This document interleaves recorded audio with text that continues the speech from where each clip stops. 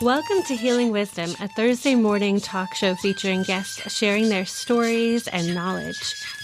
We discuss the healing aspects of the arts, metaphysics, social justice, and adventure through all types of terrain. So join me, Pandora Peoples, here on WOMR 92.1 FM in Provincetown and WFMR 91.3 FM in Orleans. We're streaming worldwide at WOMR.org.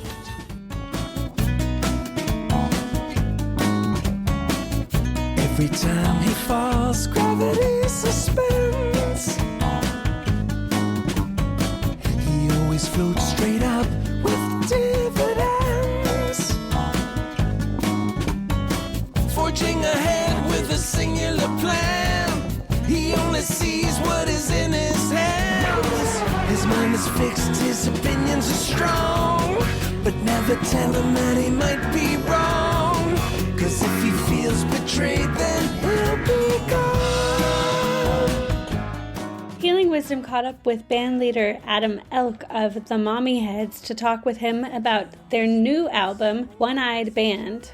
We talked about technology and how it affects us, both at work and in our personal lives, news and social media, particularly in this time when the news has been rapid fire. And he shared the necessity of music for him and his bandmates, shared insights into their productivity. They put out a new album every year. And he talked about the secret to their success as a band that's been around since 1987, with a 10-year break to see other bands. The current way we take in information and the current way we communicate, not in a bar and not in a restaurant, not with friends, but, internet-wise and all that, is just pure ADD. It's attention deficit. And for me, I think music, it's a complete medicine. And I already think I was kind of ADD, but I feel most whole when I'm just focused and writing and singing a part and perfecting something. If you look at ancient Hindu texts, it's like just perfecting, whether that's like mala beads or whatever. It's like you're always trying to perfect something, doing the dishes, and that calms your mind. And so for me, that's music, and I'm so thankful. And I think it's the worst time ever. I think everyone's ADD. And it's freaking people out because people who aren't ADD are now questioning their sanity, and that's horrible. It's just circumstance, and it's breaking news. Everything's breaking news. How could everything be breaking? Well, that's exactly what seems to be happening to society right now. I think everyone in this band feels very fortunate for the band, and it's our little protective coating against the world. The downside is we're so focused. It's amazing to be in a band that all has this vision that goes to a point, and it's almost like getting the sun through a magnifying glass to cause a fire and not using a match. And that's how we feel together. But then there's the downside is it good or not? Or what are we doing? Is it worth it? Why are we spewing this stuff out into the universe? One-Eyed Band was us sort of questioning that, the motivation of, are we just doing this because it feels good? Is that good enough? And maybe it is, but it's sort of like very focused music, insular, like we're in our bubble and we have no idea. We don't know what's in the Grammys and we don't know what's in anything. We're just going in our bubble. And so that's One-Eyed Band. This is Chicken Soup, the first track off One-Eyed Band from the Mommyheads.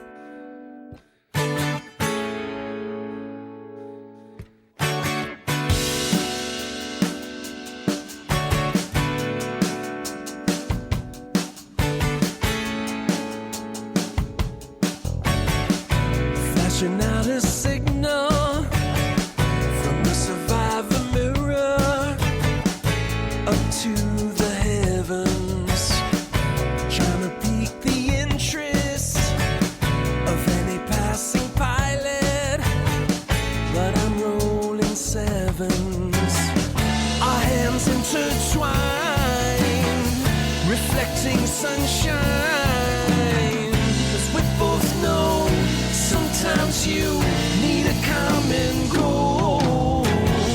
But if desperate measures can help bring us together, then it's cosmic chicken soup for the soul.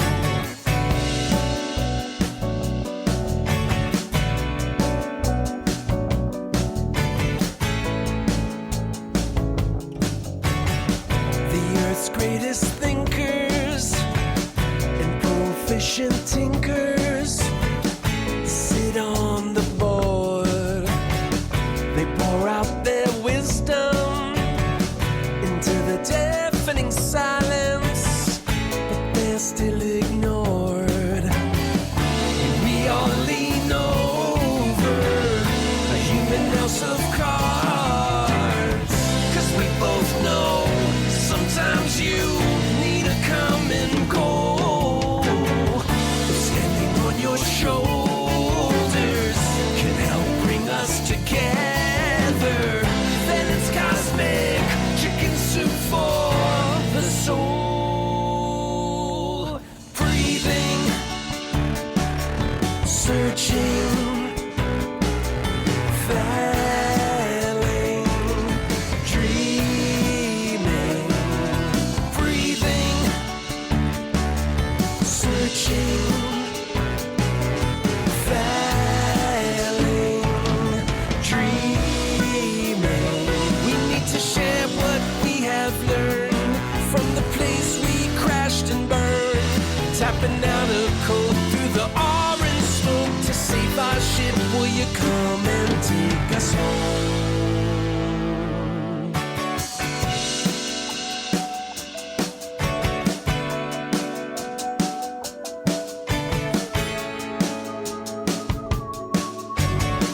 Laying on a hammock made from parachute remnants, staring at the stars.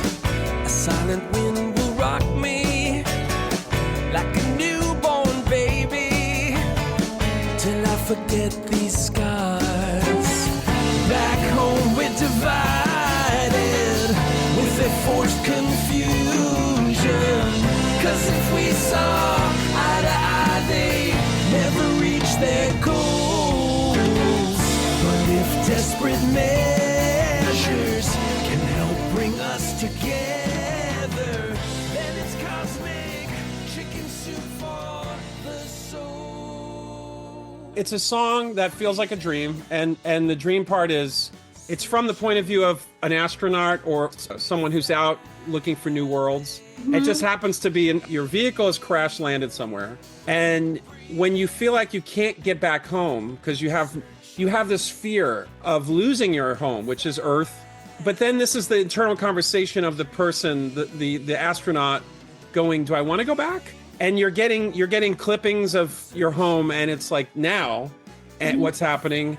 But and you know, a lot of people are like, "Well, I'm leaving the U.S. I'm going to England," like Madonna, you know. And then we get defensive. Well, go if you don't want to help. You know, if you don't want to help fix all these leaks, but they got their own leaks. And so this is someone who is trying to like grapple with, do I make a new spaceship and go home? Is it worth it? Do I just stay here in a hammock made of parachute remnants and feel good about this? Is this my peaceful place? What's happening? And the whole song is about that, and how division back home we're divided with their forced confusion, because if we saw eye to eye, they'd never reach their goals.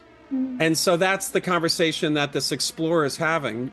Now realizing that division is what fuels home, and being on this new planet, this new place, whether it's an island in the Pacific, that sort of castaway thing, where there's less division, and the only thing is survival. Maybe it's more peaceful. Who knows? But this person's starting to feel like, you know, either I go back home and alert them to my new concepts and my perspective, or I stay here with them, don't help home, and just live a different life.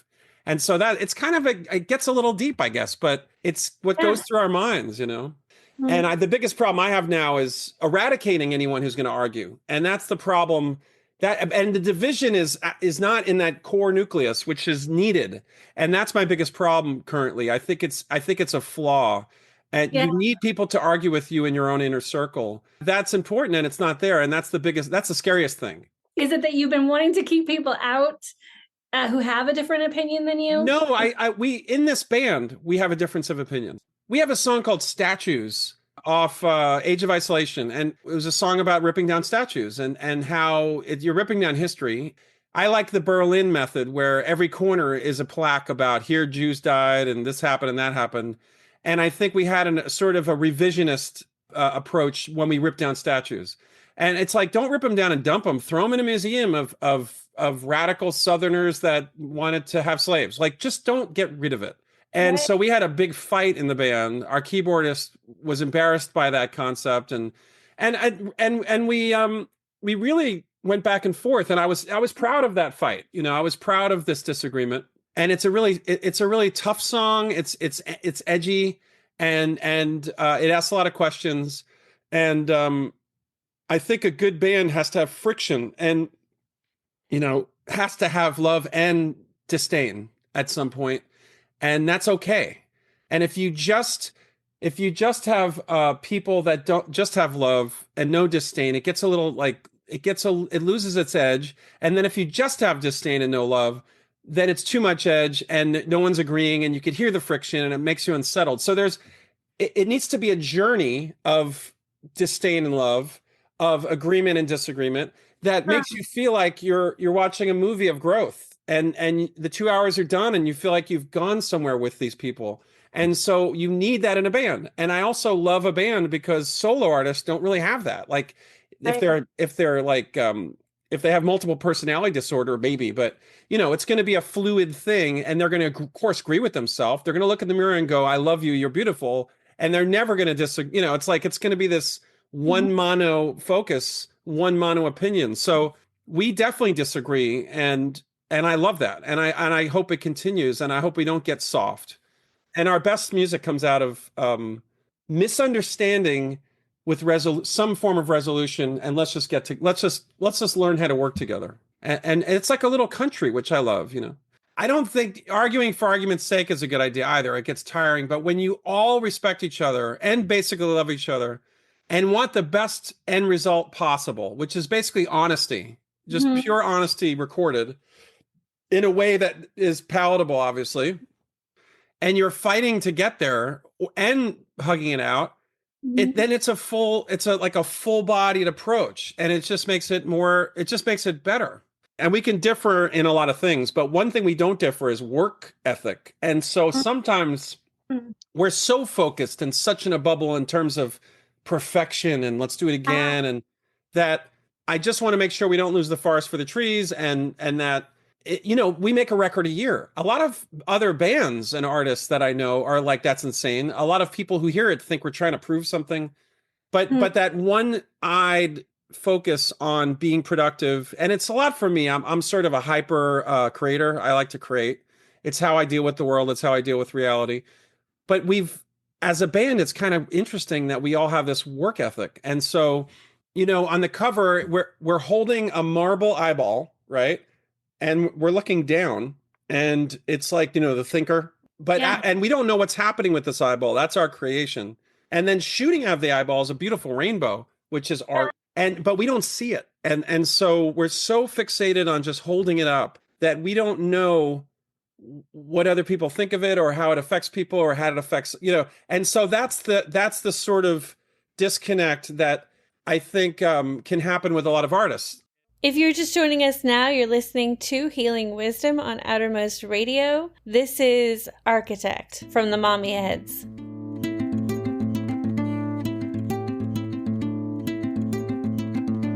Flowers push up through the water, reaching up to the heavens. If no one claims to be the author, then everyone wants to be the architect. A perfect blend of form and function leaves you with jealous regret. If we quantify it with mass consumption, then everyone wants to be the architect.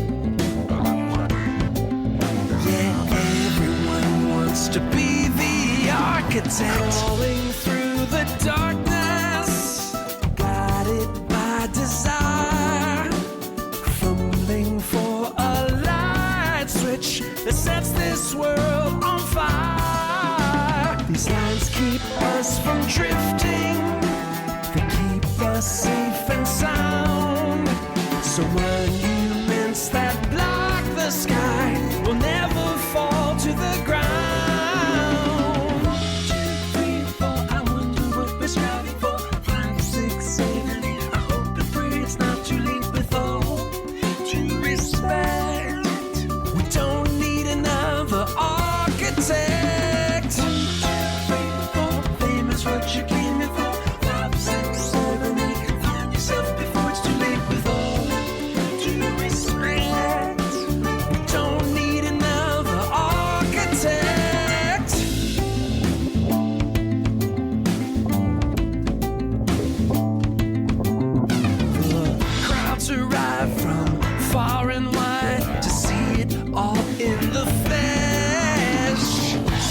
dress as so many fathers. Now everyone wants to be the architect. Bust through the crowd with your sketch pad, feeling like an insect. Someday they'll put your name over the entrance and it will say, "Here walk the architect." To be the architect. Can you share the story behind Architect? Yeah, so I don't know where that came from, but it was about making a mark, being young. It's about like maybe a teenage student that goes to a museum and her mind's blown and want to be an artist at the beginning of the career and looking at all these beautiful sculptures and artwork from, over the centuries and wanting to feeling competitive, like feeling moved. But I think the human condition makes us want to up it and make our own mark. And then I always hear about I'm the architect of this, and I'm for a while it was like I'm the education architect, or I'm the architect of that. Like I'm going to develop something, I'm going to put a stamp on something that everyone else is going to use. And I feel like everybody in this world is trying to be something, a producer or like something important. And I felt that this character, instead of just losing themselves in the art and in the moment, felt competitive. And that rub is the song. And musically, the song rubs. There's an acoustic guitar and there's all this counterpoint, and it's very edgy. And it's about watch your aspirations and watch your desires and watch how much you want to climb. And what are you climbing on? Like, is this mountain worth it? Is this, as you step over the other bodies of people who don't have the same amount of talent, maybe, is it necessary? Like, should you just go off and do it yourself and not try to compete with the masters? Or do you even need to be in a museum? Like, just do it for yourself. If you're just joining us now, you're listening to Healing Wisdom on WOMR. I'm Pandora Peoples, and we're speaking with Adam Elk of the Mommyheads.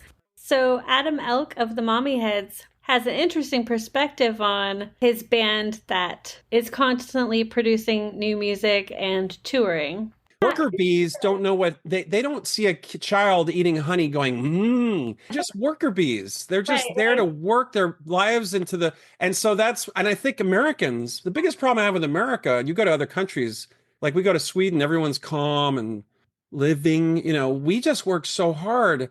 You can't take the money to the grave. Like, why are we working so hard? And so I think a lot of people have one-eyed pneumonia. It's like they're just constantly focused. If you ignore your kids or you ignore your family or you ignore your friends and you don't have just living time and good, some good moments, then what is it all for? And so it's a larger question for sure. This is Junk from the Mommyheads.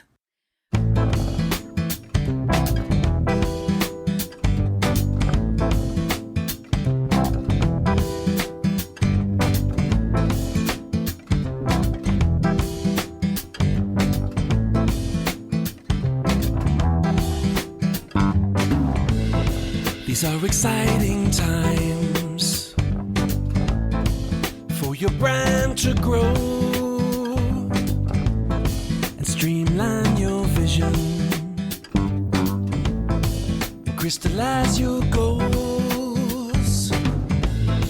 It's time to ramp it up into a seamless workflow. Can we circle back soon? Can we have a few minutes of your time? We'd like to learn more about you. We'd like to know what's on your mind. You have such great instincts. You shouldn't be compromised. Take all these moving parts and learn how to synchronize. It's time to blaze your own path to reach your core audience. You used to be an artist and you'd go on a press junket and get off the press junket and go back to your life and stare at the wall and stare at the ceiling and come up with a song or a piece of art, and you have alone time.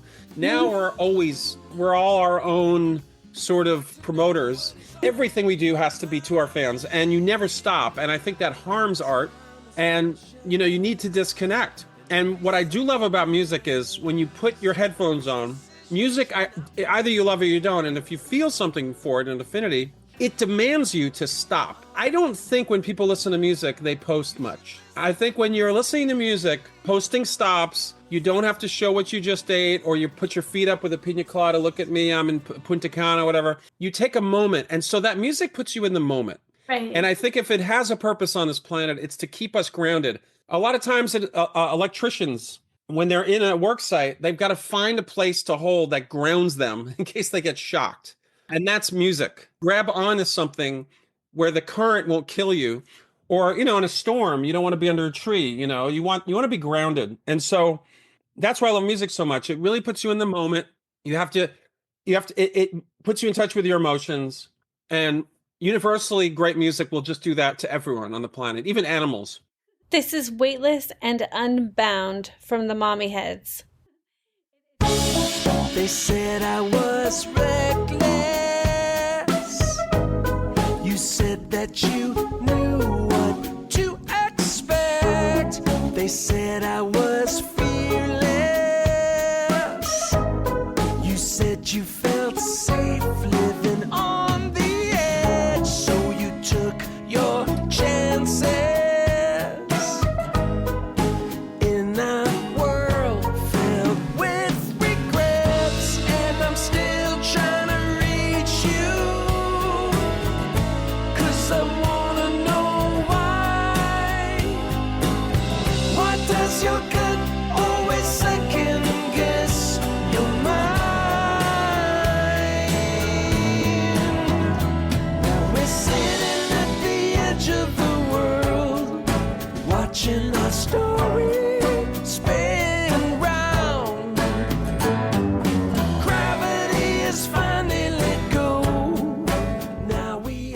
Adam and I chatted about the psychological aspect of social media.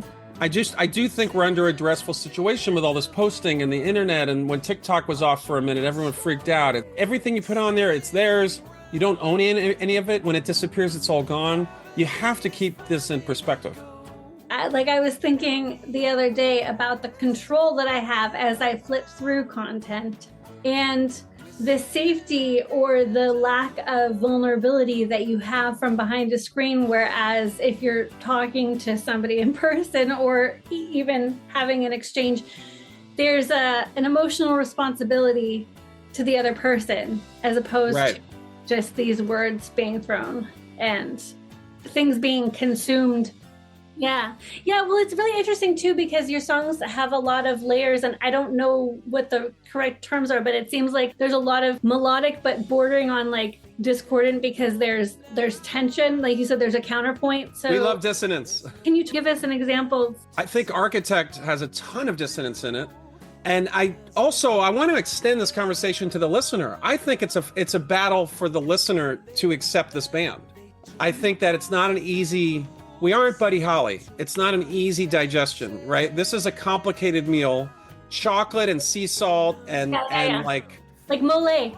It's like it's the kind of meal a lot of people pass on because they're like, my digestion can't handle that. And that's this band. We love dissonance. We love King Crimson, and but there's beautiful dissonance where, you're telling someone you love them and you're crying. Like, it's not just sweet, and we love the complex. Every album has tons of just notes that just kind of go, and it's a passing, it's in passing. So it's not TGC, but it's like, that's in a pop song. And I think it's sort of it's a challenge to put dissonance in a pop song, but also make it palatable. And that is a journey that I'm on. I love to have. I think Crowded House did it really well. Elvis Costello throws it in, and Neil Young did it. He always had a seventh with a minor, and I love it. And that song Statues has it. New Kings of Pop has it. which is 5 records ago. It's like growing pains. Growing isn't just, oh, I'm getting bigger. You feel the stretching in your body and it hurts. And that you need a little pain in the pop. Yeah. And we all adore beautiful dissonance, great dissonance, not just dissonance for dissonance sake. Every time I have this discussion about why we play live or why bands play live, and they're like, well, it's entertainment. And I'm like, no, it's communication. This is a communication business. Entertainment is for the Grammys. That's for, big stars with smoke and fire.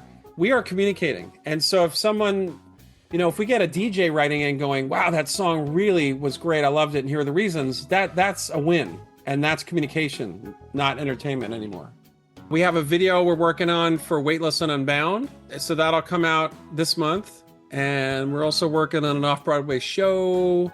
Some fans that wanted to make an off-Broadway show. So we have our music in that. And well, thank you so much for talking with us. Adam Elk, thank you for being with us today. It's been a pleasure, and it's a great album, and everyone should check it out. Thanks for playing the Mommyheads. We appreciate it.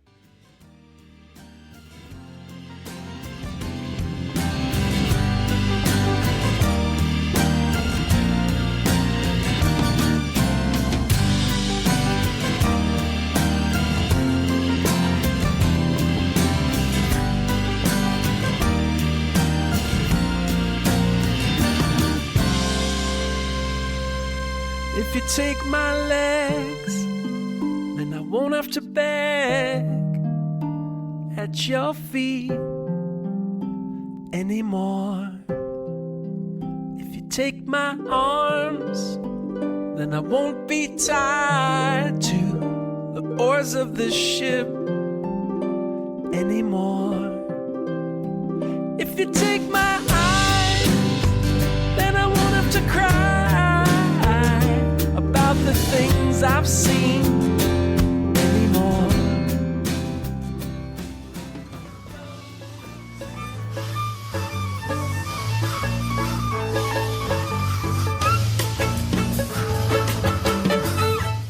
You've been listening to Healing Wisdom at Outermost Radio. All of our shows are podcasts at WOMR.org. Also check out healingwisdomradioshow.com and contact me at pandora@WOMR.org.